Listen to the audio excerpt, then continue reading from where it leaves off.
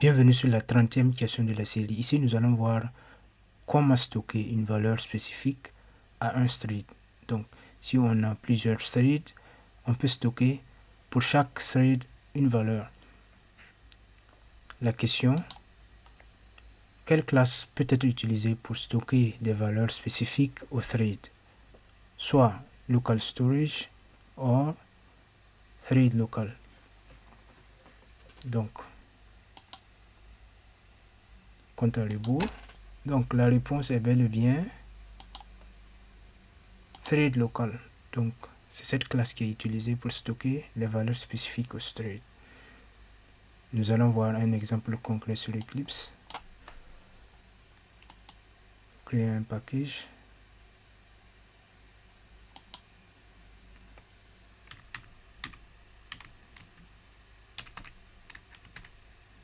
Thread local. Une classe main.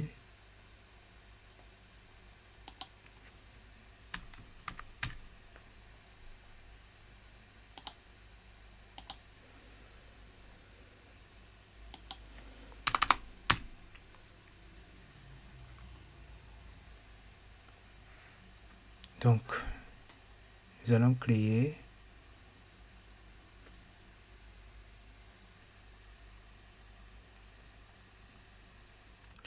tout d'abord, nous allons créer un attribut thread local.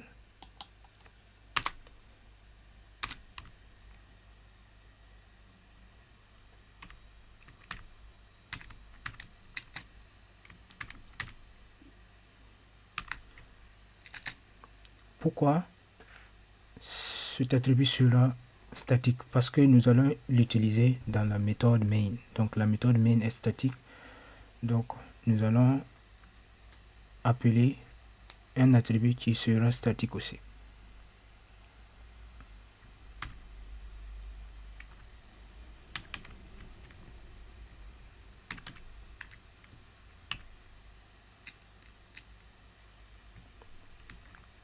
Ici, nous allons stocker des entiers.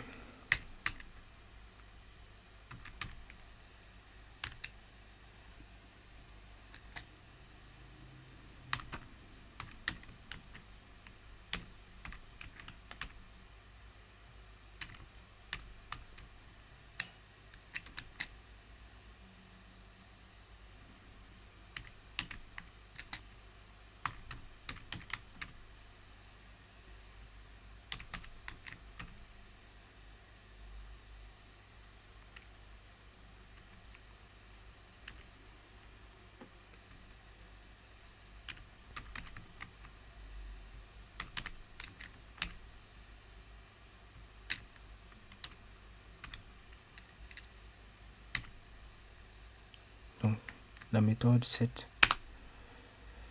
nous allons mettre 43 42.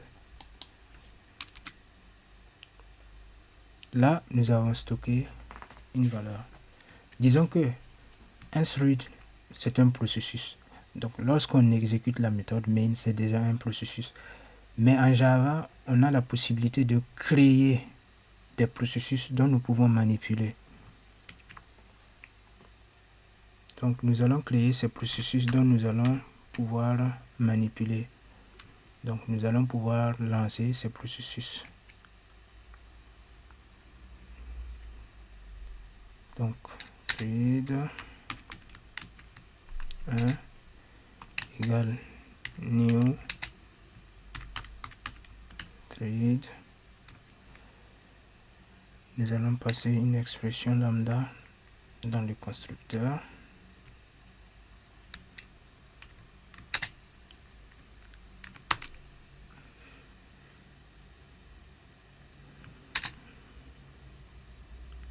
Affichons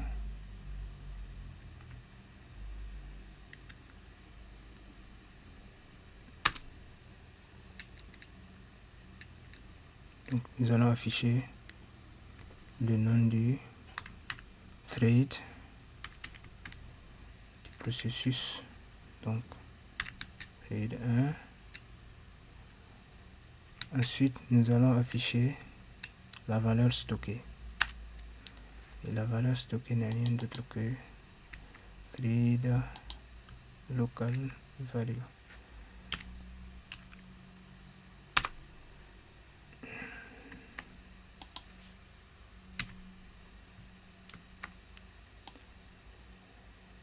Maintenant, nous allons faire pareil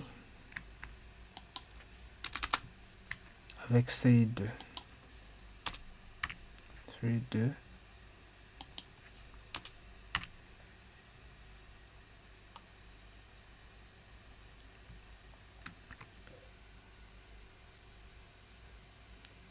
Donc là, ça veut dire que nous allons afficher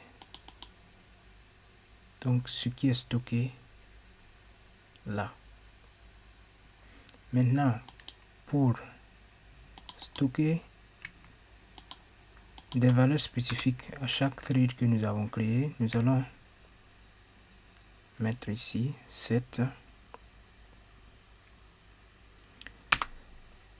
Nous allons passer 44. Donc nous allons passer 44 ici. Je prends ça juste et je vais passer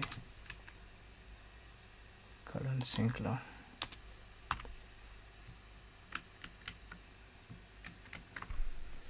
Voilà, donc là, ça veut dire que avec ce thread, donc lors de l'exécution de ce processus, je mets 45.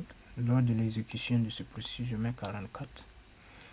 Et lors de l'exécution du processus global avec main, j'ai mis 43. Donc, je vais exécuter manuellement les processus que j'ai créés. Manuellement.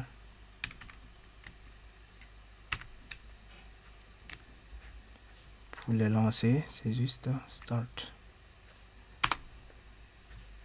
Je vais faire pareil pour ces deux.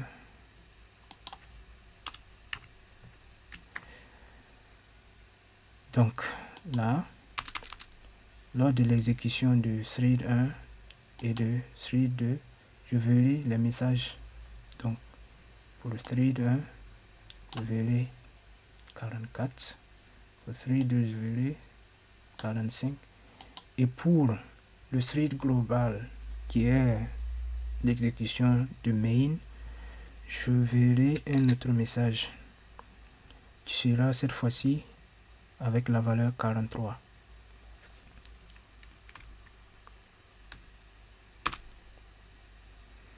Donc, si je vais mettre thread global,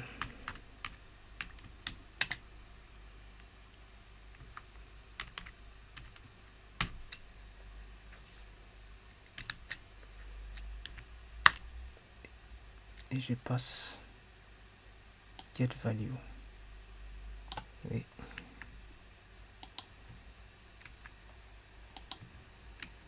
Donc, je vais effacer. Ça, c'est pour une question précédente. Maintenant, si j'exécute, donc je verrai ça. Ensuite, pour le deuxième thread et ensuite pour le thread global.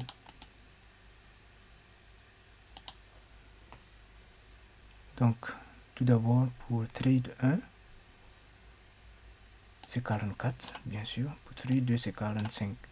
Maintenant, pour le thread global, c'est 43.